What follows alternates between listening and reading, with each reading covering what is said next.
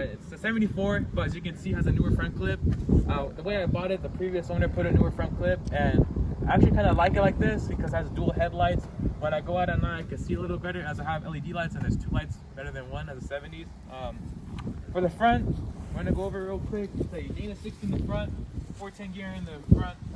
For the Dana 60, we went with Atlas leaf springs 8-inch lift, and we did a B52 kit from DIY 4x. As you can see, the bracket or your mounting locations extend from about right here would be stock, so you're able to push it about 4 inches forward, but it'll fit the 52-inch leaf spring just fine. What else? We did crossover steering on the front axle, so instead of being a push and pull system, which would be on the driver's side knuckle, it's on the passenger side. You go to the front. This is a one-off custom-made steering arm made by a local Canyon guy that we know. And as you can see, these are custom shock mounts for my King shocks. We went with the long travel shock or a 16-inch travel shock because of the height, the lift, and also the amount of flex we're gonna have with the leaf springs.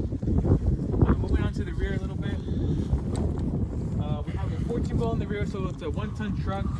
410 gear in the rear, Detroit locker, disc brake kit from Lugnat 4x4, and again, King shocks in the rear and custom mounting tabs so we can mount the shocks, and as well as the Atlas leaf spring 8-inch lift in the rear leaf springs. As you can see, we cut through the bed to mount the shocks as they're 16-inch travel. Custom shock hoop mounting system. We got a Jaws fuel cell from the Pomona Swimming for a great deal about a year ago, and I decided to put it on the truck. One reason I didn't want to go with the stock saddle tanks is because this is an off-road truck, or as it seems to be look like an off-road truck, and I just want people to see if this was like a truck that they needed to go off-roading, this would be the ideal truck for it, as many Canyon guys, many off-roaders have built a truck like this, but this is a show truck with the theme of being the best off-road truck out there that there is. But of course, there's a lot of great trucks out there, not only one. One thing I didn't mention was the differential covers, front and rear, are by Great Lakes Off-Road. I preferably like them as the bolts for the diff cover are recessed in, so if you were to hit a rock, it doesn't snap off the bolt head clean off. I don't know if you guys picked up on there or not yet. I have custom plates that just came in the other day. It says K10, but the front, or if you know me, it says K10, as my name is Isaac. Going back to the front for the engine, it's a big block Chevy 454. It's bored out 30 over. Little pistons, big headers, big cam, stock stroke still, 4-inch stroke. It is a LS6 block, which is a 4-bolt main that came out in the Chevelles, I think, back in the 70s. Aluminum heads, 320cc intake ports, a wrap serpentine belt system, custom radiator built by the Fan Man, and I got it punched out or etched in for our company ORP. A Holly 800 carburetor, mechanical double pumper, roller rockers, Mad Dog headers, 2-inch headers that go outside the fender well. As I had to go with these headers because my exhaust ports are oversized than a standard big block Chevy. Standard HEI distributor, Edelbrock intake manifold, Edelbrock cam, about 25cc dome pop-up pistons, forged rod, forged crankshaft that's been nitrated so it's stronger, 4-bolt main.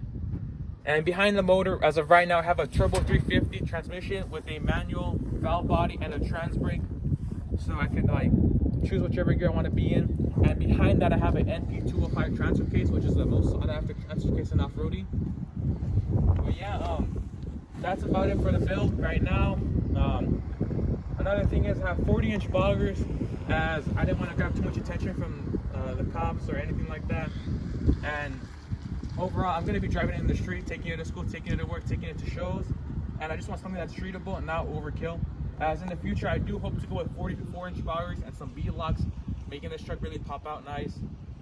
But yeah, for the interior, I mean, it's nothing much now. We're just really getting the truck going. But I have a newer Tahoe seat. This came out of the backseat of a Tahoe. I think it was a 2012 or 14. I'm not too sure. You can see I have my Sidewinder shifter mounted right here. Our 205 shifter. I have just a random stereo system with spare parts I had in my house. For gauges, I don't have anything special right now. I just have a odometer, RPM gauge, and transmission temperature gauge. But I do have a full set of odometer gauges that I will be putting in. A new dash will be put in, of course, door jams and maybe even doors. But one of the things I do hope to put in this truck is a AC unit, as I already have the compressor for it and everything else set up. I just need a blower motor and the AC core itself. But that's about it for right now for my 1974 K10. If you guys want to follow me and see more of my trucks and builds and keep updated on this build, my Instagram is 74K10 on 1 tons all together, and as well as my YouTube channel 74K10 on 1 tons. A couple of things that we do on our channel is go off-road at Azusa Canyon, Johnson Valley, TDS, Alcatillo Wells, sometimes even Pismo Beach, and probably Glamis sometime in the future. But yeah, we're primarily square body guys. You know, my dad has coming stop square bodies, K30s, and yeah, we have a lot coming in the future. So if you guys want to see more, stick around. And thanks again for watching.